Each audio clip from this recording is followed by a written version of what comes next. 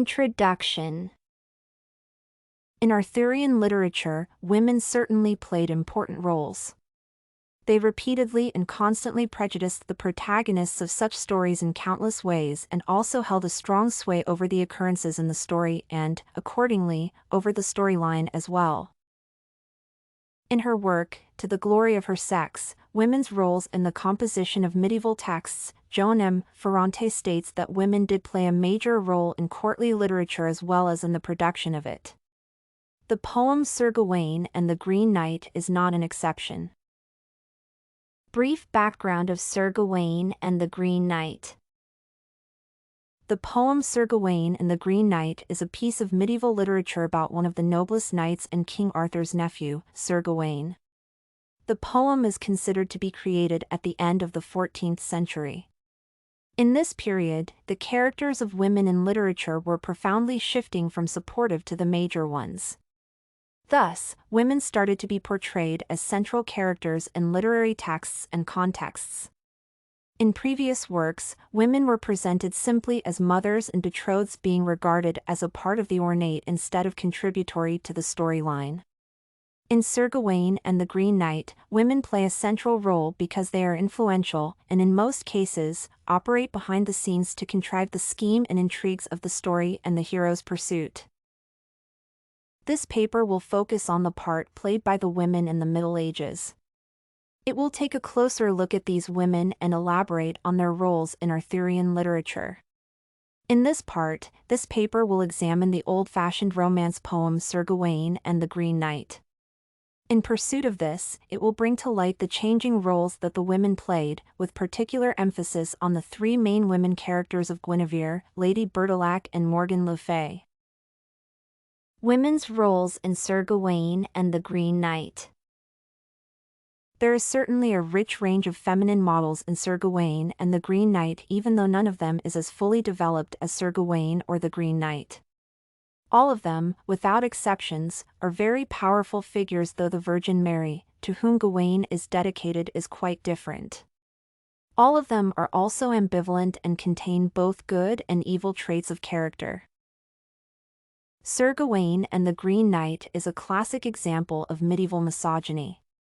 Throughout medieval literature, Arthurian cycle in particular, the female characters are not depicted as persons but rather as social symbols of what a woman ought to be. Guinevere plays the role of a docile woman, a mere keepsake of Arthur. Lady Bertilac, in turn, is a tool to develop other characters and the storyline as a whole, thus she has an added role of an adulterer and temptress. On the other hand, Morgan Le Fay is the ultimate conniving, manipulating woman. The women in their roles in the text are not individuals but symbols that represent how men of that time perceived women as passive tokens, adulterers, and manipulators. Throughout the course of his adventure, the protagonist comes into contact with each of the three major female characters: Queen Guinevere, the intended victim, Morgan Le Fay, the contriver of the plot, and Lady Bertilac, who executes everything. He fails completely to recognize what each woman stands for in the structural pattern of his adventure and the close relationship which exists in their triad. Sometimes, these three ladies are charming, but they can be appalling as well as described with a touch of comedy. However, they all perform superbly and always succeed in deluding Sir Gawain, while preserving an image of respectable ladies at court in different appearances. Thus, defying the simple view of women hitherto taken in literary works, these three figures are related and integrated to present a more humanized image of the courtly lady in their entity.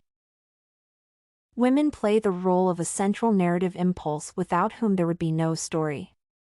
In the poem, Morgan creates a testing carried out by Lady Bertilac, which makes them both build a plot by functioning as the central generators of systems of exchange. A woman character, according to Weisel, has become a central narrative impulse without which there would be no story. In the poem, the woman stands for the narrative itself in the romance. She is the source of the narrative even when she is not actually in it. She is its motivator and ultimate goal, without which there is no story. Indeed, women are the motivating force in much of the poem. By functioning as the major aim of the hero's quest and occupying a place at a great physical or physiological distance from the hero, the women create a narrative movement which the hero is to follow from the starting place towards them as the story progresses. Morgan is absent from the plot, yet she is the character who controls its movement. The three ladies portray the stereotyped images of women. The poet makes the women oppose one another and develops a very complex relationship among them by means of structural parallels, analogies and contrasts. The trio represents the stereotyped images of the women according to three different traditions of the age: courtly, folk and ecclesiastical. From the point of view of those traditions, these three categories divide females into beautiful woman to be desired, undesirable woman to be avoided and desirable but dangerous woman to be warned against. Women also play the role of marginalized people in the poem. Romance, which often places women at the center of its plot and context, can also marginalize them and take the women's absence to a whole new level. In the poem, Mary and Guinevere merely function as symbols within the poem's masculinized narrative, while Morgan Le Fay is pushed almost entirely out of the text, although she is the impetus for the romance itself. Conclusion. Certainly, women play a prominent role in this poem. They function not only as mediums to advance the plot along and engineer the entire story, but they also help in bringing new premises and elements to light. Their characters are not depicted as individuals but rather as social models of what the ideal woman ought to be. Additionally, the women are exhibiting a need to alter the roles that are traditionally assigned to them. They challenge the roles that tradition has predetermined to them by reversing the roles of women and men. In conclusion, Sir Gawain and the Green Knight differs from the previous literary works which associate women only with mothers and betrotheds, so they are just adornments of the story as opposed to the role of catalysts to the movement presented in this piece. The poem changed the attitude towards females because they began to be portrayed as the major players within literary works. You can find this and many other essay samples on our website studycorgi.com.